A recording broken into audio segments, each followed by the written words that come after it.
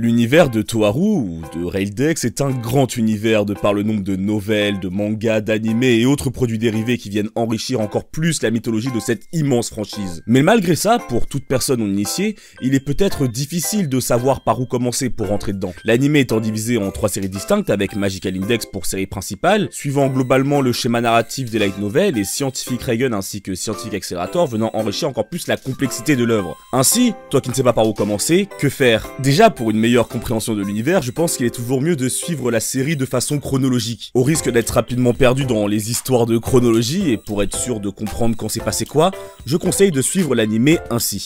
Commencer par Reigen, suivi de Reigen S, enchaîné avec Index, puis Accelerator, revenir pour Index 2, suivre avec Reigen T et finir avec Index 3. Maintenant que j'ai donné cet ordre, je vais globalement expliquer pourquoi. Étant donné que, comme on peut le voir, Reigen est chronologiquement parlant le premier de la franchise, je pense que c'est très bien de commencer avec. Surtout que Reigen introduit plutôt bien à l'univers de Raildex, que ce soit à la cité académique comme les ESPR en eux-mêmes, et avec le calme du début, on n'est pas comme dans Index rapidement attrapé par l'histoire et on a le temps de se poser et de souffler. Ensuite, poursuivre avec Reigen S, car on entre dans un arc qui est l'Arc Sister et qui dans Index ne dure que 3 épisodes, car pour rappel Index se passe globalement en même temps que Reigen S. Ensuite on regarde Index pour suivre la chronologie. Accelerator qui est un bonus qui est venu se greffer il y a très peu de temps, parce que la série est vraiment récente. Mais ça ne n'empêche pas d'être très sympathique à suivre, surtout avec les questionnements de Accelerator en voyant la magie, en se demandant quel genre de SPS, etc. etc. Ensuite on poursuit avec Index 2, suivi de Reigen T, ou l'inverse comme vous voulez, en fait les événements se passent à peu près globalement en même temps, donc finalement c'est un peu comme vous le voulez, c'est au ressenti. Mais il est vrai que pour poursuivre avec Index 3, il peut être plus sensé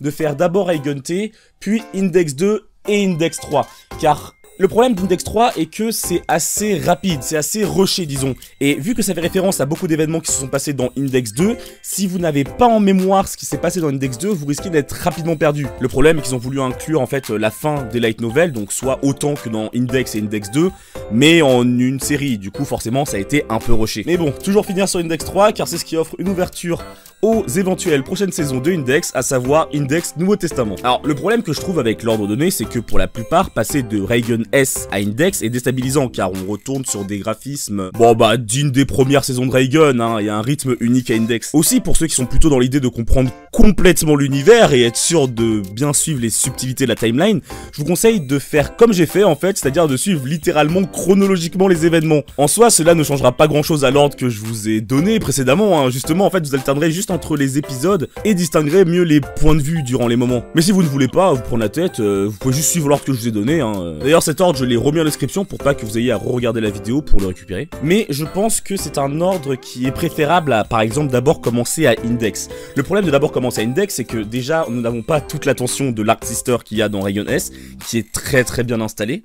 Reigen, je trouve, est un bon point d'ancrage en fait. On n'est pas forcément déstabilisé que un jeune lycéen voit de la magie, parce que le problème c'est que dans Index on nous montre la magie dès le premier épisode en fait, alors qu'avec Reigen on a le temps de voir la technologie se construire, de voir les avancées technologiques qui sont dans la série, et ainsi on se sent en effet plus déstabilisé comme Thomas et on ressent mieux son point de vue une fois que ce dernier est confronté à de la magie. Et donc de par ce point d'ancrage de quelqu'un qui vient du côté de la science, on arrive beaucoup mieux à s'identifier, parce que en fait on vit dans un monde de science actuellement, je sais pas si vous avez remarqué. Et surtout, comme je l'ai déjà dit, Reigen a ce côté assez slice of life qui pourrait en déplaire à certains hélas, mais qui permet vraiment de se poser, les bases de l'univers, d'avoir une meilleure compréhension de ce dernier, et c'est pour ça que je recommande cet ordre en fait. Voilà, c'était une petite vidéo tranquille, sans prétention, pour ceux qui sont perdus et ne savent pas comment entrer dans le grand univers de Raildex, ou Toharu encore une fois, vous appelez ça comme vous voulez. Passez tous une agréable soirée, et je vous dis tous à dimanche prochain.